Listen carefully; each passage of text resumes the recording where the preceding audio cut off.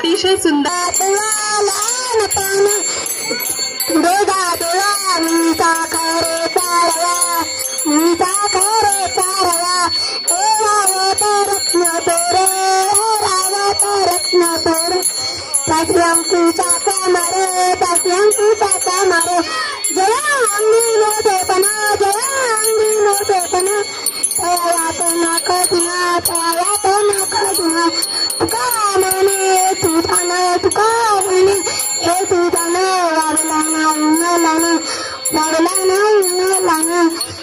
संत तुकाराम महाराज देवाला विठ्ठलाला सांगतात, ए देवा तू मला मोठेपण किंवा मोठेपद काही देऊ नकोस, पण जशी मुंगी लहान असते तुला साखर खायला मिळते, ऐरावत सारखा मोठा हत्ती त्याला देखील अंकुशाचा मार खायला लागतो.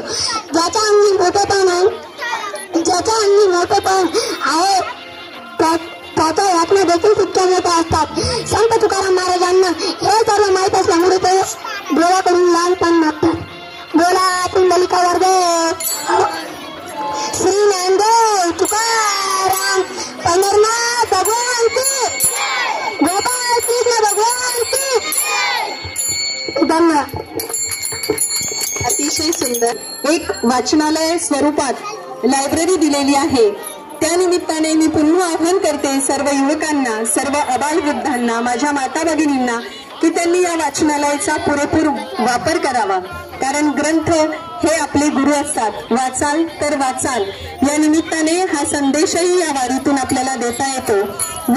वृक्षवल्ली आम्हा सोयरी वनचरे असं तुकाराम महाराज म्हणतात. कारण वृक्ष हा आपला श्वास आहे.